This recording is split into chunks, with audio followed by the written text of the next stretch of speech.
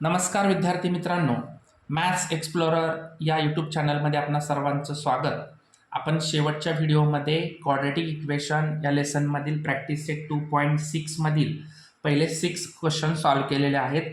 आता आपण question number 7ला स्टार्ट करतोय. सो काय आहे question number 7? Pratik takes 8 hours to travel 36 kilometre downstream and returns to the same spot. The speed of the boat in still water is 12 km per hour. Find the speed of the water current.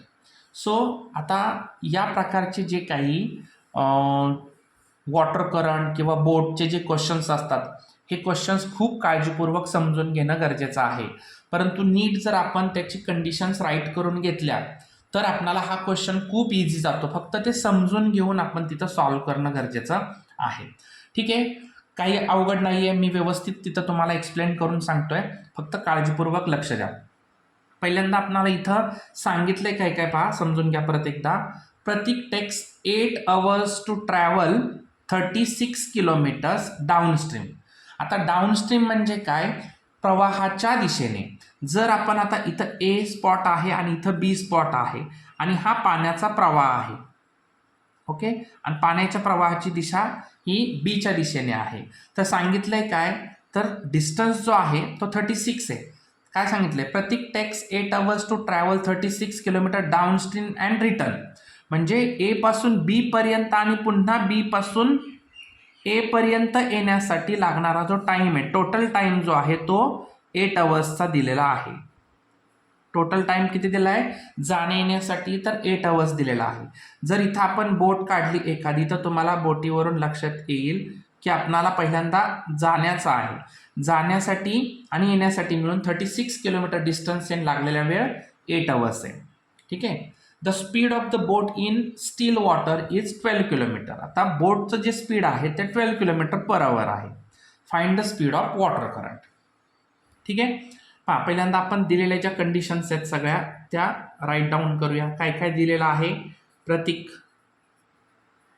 Pratik takes 8 hours to travel 36 kilometre in downstream and returns to the same spot.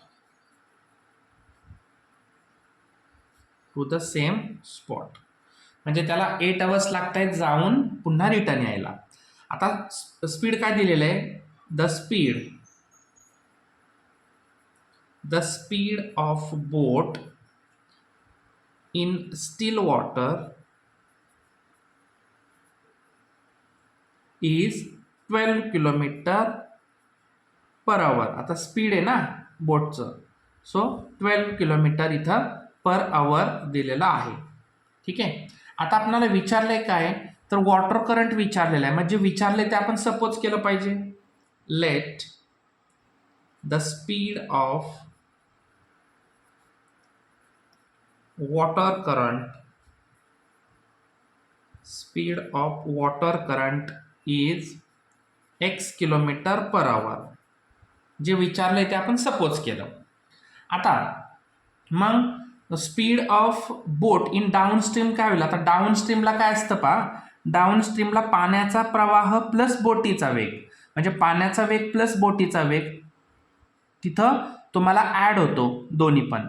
आणि opposite डायरेक्शनने ज्यावेळेस बोट जाते त्यावेळेस पाण्याच्या प्रवाहाला बोटीचा प्रवाह वेग जो आहे तो मायनस होत असतो. म्हणजे तिथं काय होणार? Therefore speed of boat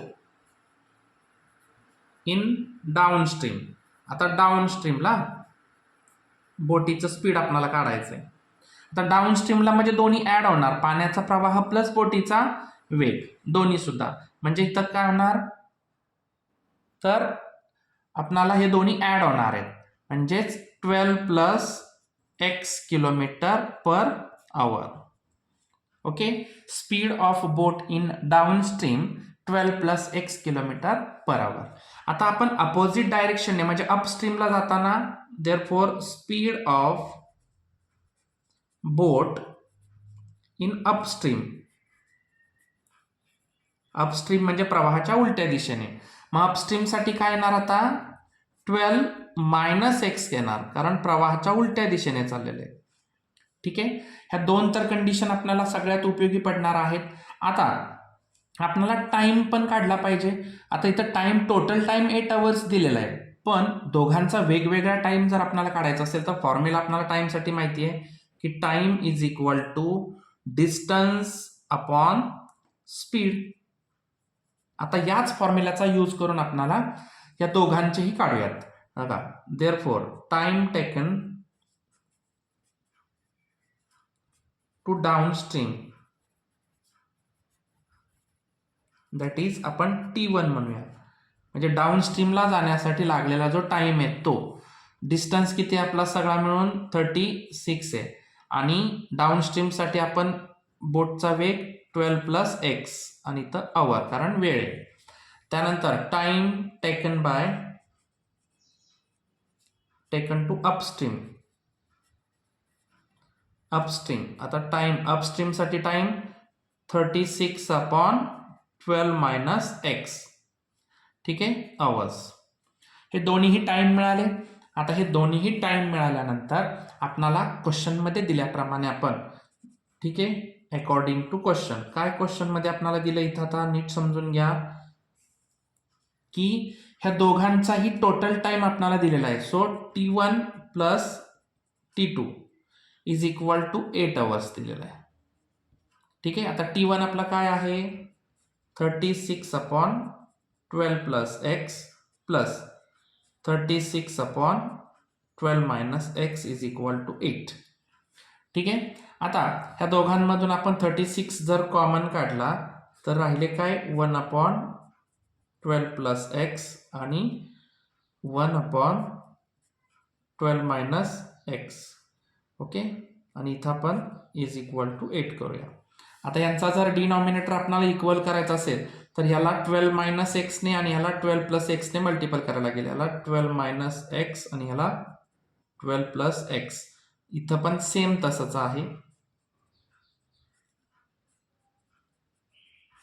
okay, आता मल्टिपल करून घेऊया. पहिला आपण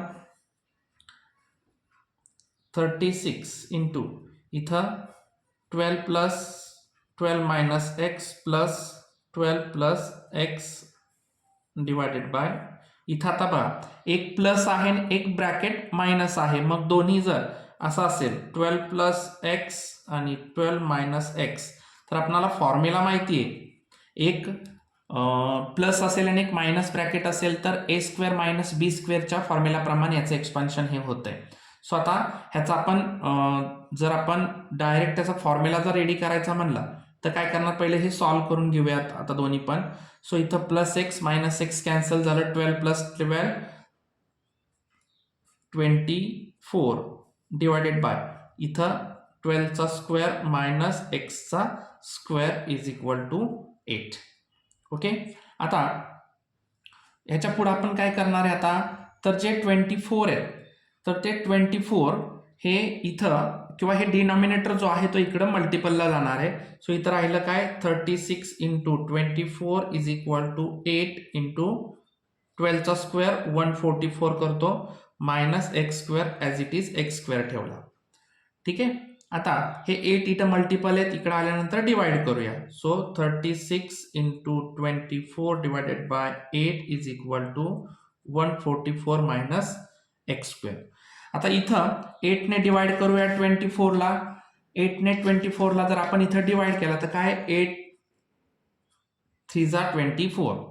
ओके, सो आता इथं 36 इंटू आपणाला 36 इंटू 3 काय येणार आहे 108 is equal to 144 minus x square.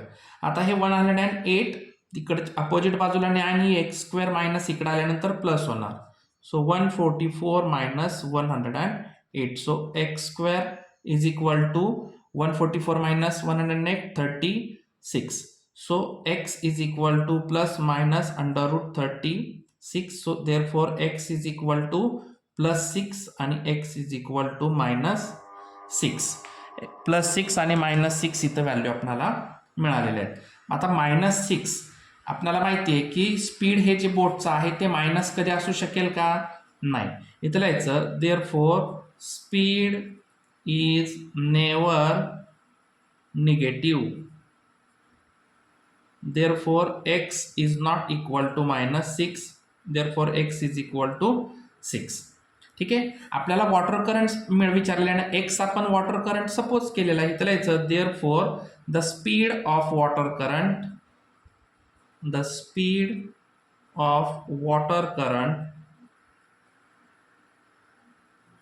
is 6 km/h. इतका इझी क्वेश्चन होता. परत एकदा सांगतो, इथं महत्वाचं समजून घेतलं पाहिजे. डाऊनस्ट्रीम जाताना जो बोट आणि वॉटर करंट हे दोन्ही ॲड होतात आणि अपस्ट्रीमला जाताना बोटीच्या स्पीडमधून आपल्याला जो वॉटर करंट आहे तो मायनस करावा लागणार आहे. आणि टाईमचा फॉर्म्युला कॉमन आपल्याला माहिती आहे. दोन्हीचे फॉर्म्युले रेडी करून मग त्याच्यामध्ये क्वेश्चनमध्ये दिल्याप्रमाणे टोटल दोघांचा 8 अवर्स दिलेला आहे, म्हणून T1 + T2 आणि सॉल्व्ह केले. खूप इझी आहे. टेक स्क्रीनशॉट आणि पुन्हा हा क्वेश्चन जरा रिपीट पाहत जा, कारण त्याच्यानंतर आपल्याला हा समजणार आहे. हा झाला क्वेश्चन नंबर 7. ओके. आता क्वेश्चन नंबर 8 काय पाहूया. बघा question number 8. Pintu takes 6 days more than those of Nishu's to complete a certain work. म्हणजे इथं जो काही पिंटू आहे त्या पिंटूला लागणारा जो टाइम आहे तो टाइम 6 days जास्त लागणार आहे. म्हणजे इथं निशाचा असणारा जे टाइम आहे ते कम्प्लीट वर्क करण्यासाठी तो एक्स आपल्याला सपोज करावा लागणार. ठीक आहे. If they work together they finish it in 4 days. दोघांनी एकत्रितपणे जर वर्क केलं तर ते 4 days मध्ये कम्प्लीट करतायत. How many days would it take to complete the work if they work alone. Alone म्हणजे सेपरेट. त्या दोघांनी जर वेगवेगळं काम करायचं जर ठरवलं तर ते किती दिवसांमध्ये ते काम कंप्लीट करतील. आता आपल्याला माहिती आहे जर 2 दिवसांमध्ये एक काम कंप्लीट करायचं असेल, बघा 2 days मध्ये एक काम कंप्लीट करायचं असेल तर ते काम कसं होणार, तर 1/2 + 1/2. बरोबर. म्हणजेच काय, तर डिनॉमिनेटर इक्वल झाला 2 आणि 1 + 1 2, 2/2 1. म्हणजे एक काम कंप्लीट करण्यासाठी 2 दिवसासाठी 1/2 1/2 एवढं तिथं वर्क होणार आहे. 3 days असतील, बघा नीट समजून घ्या. 3 days असतील तर 1/3 + 1/3 + 1/3.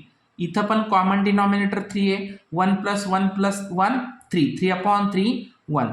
म्हणजे वर्क कंप्लीट करण्यासाठी 3 daysला 1/3 1/3 1/3 असं वर्क होणार आहे.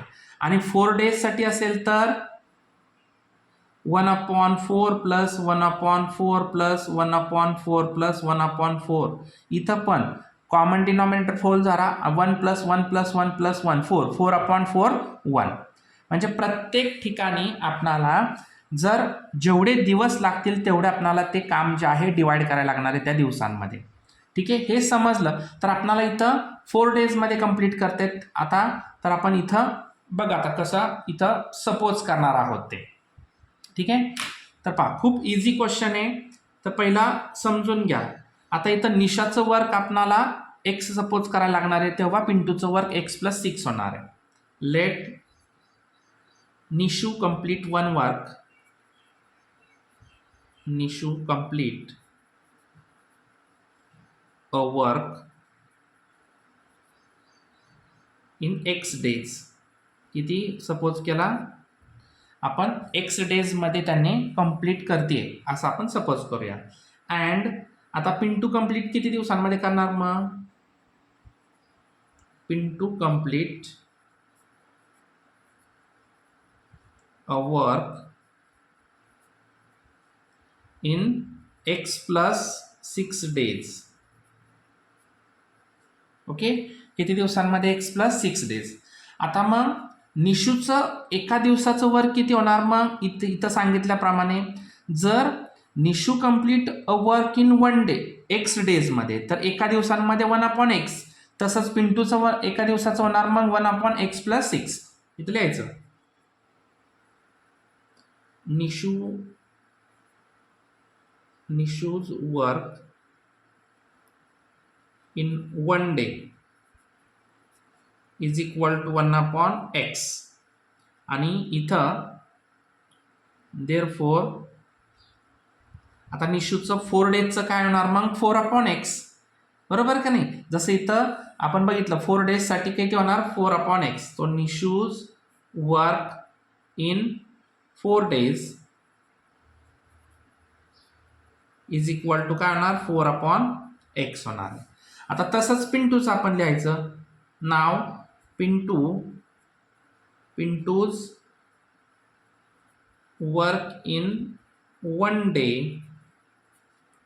आता पिंटूचं 1 डेचं काय होणार वर्क मग 1/x + 6. So Pintu's work in 4 days. 4 डेजचं काय होणार 4/x + 6. ठीक आहे.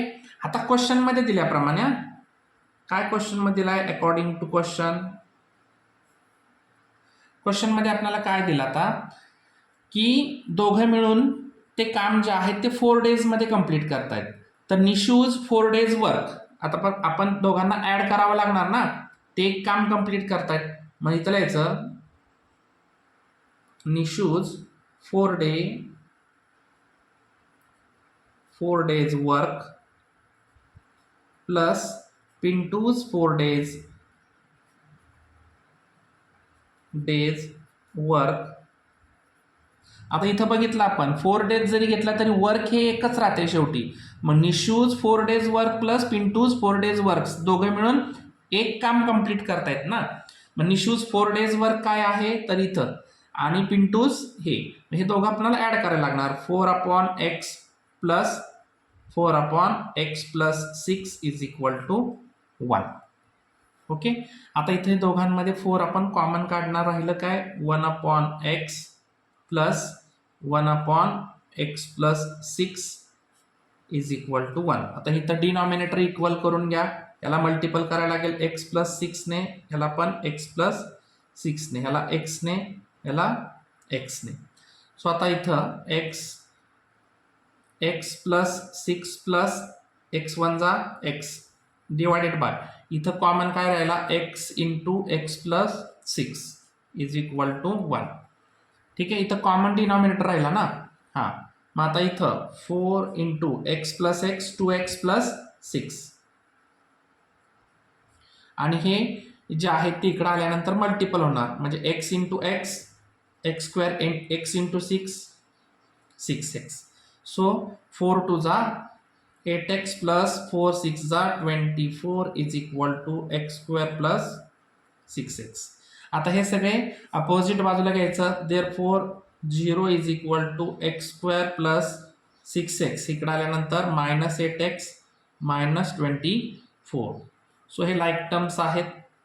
x² + -2x -24. So quadratic equation सरळ करून घ्या.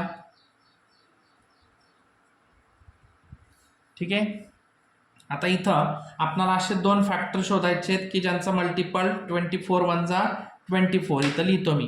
मल्टिपल आला पाहिजे -24 आणि त्याचा सम आला पाहिजे -2. सांगा 2 फॅक्टर होता तर काय येणार आहे तिथं 6 4 जा बरोबर का 6 आणि 4 6 24 6 मधून 4 गेले 2 राहणार बरोबर आहे.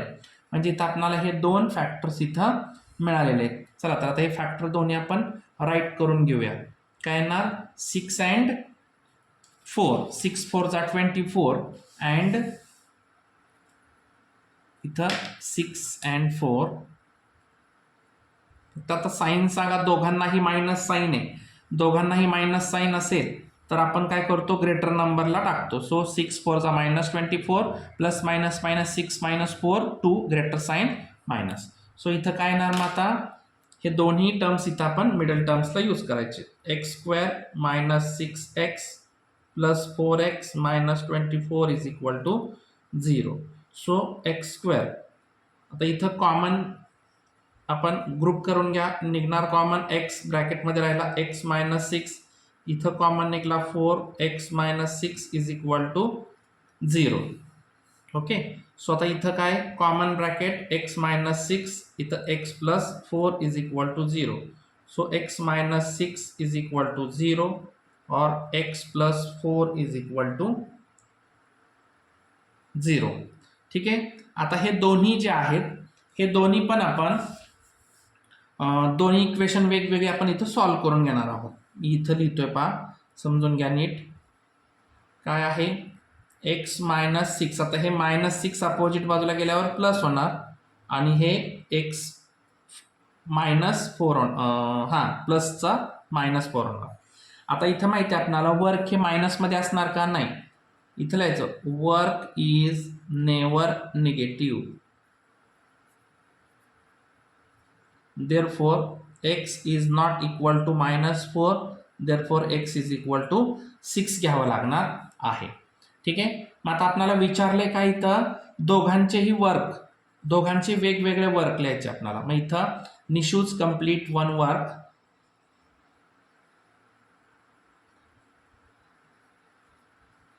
complete one work in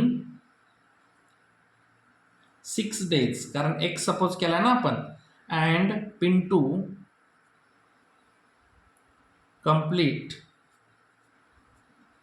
one work in x plus 6, म्हणजेच x ची value 6 plus 6 is equal to 12 days. ठीक आहे. अशा पद्धतीने ह्या दोन्ही व्हॅल्यू आपल्याला इथं मिळालेल्या आहेत. खूप इझी क्वेश्चन आहे. इथं आपल्याला तयार करायला जमलं वर्क, कारण कुठलंही एक काम असेल मग दिवस किती का असणार त्या तेवढ्या दिवसांमध्ये तो डिनॉमिनेटरनुसार डिवाइड करून घ्यायचा. Take screenshot. This is the question number 8. Okay. So 9 आणि 10 नंबर क्वेश्चन आपण नेक्स्ट व्हिडिओमध्ये, कारण व्हिडिओ खूप मोठा व्हायला लागलेला आहे, सो आपण नेक्स्ट व्हिडिओमध्ये सॉल्व्ह करणार आहोत. सो अजूनही आपण चॅनलवरती जर नवीन असाल तर चॅनलला लाईक करा, शेअर करा, सबस्क्राईब करा. धन्यवाद.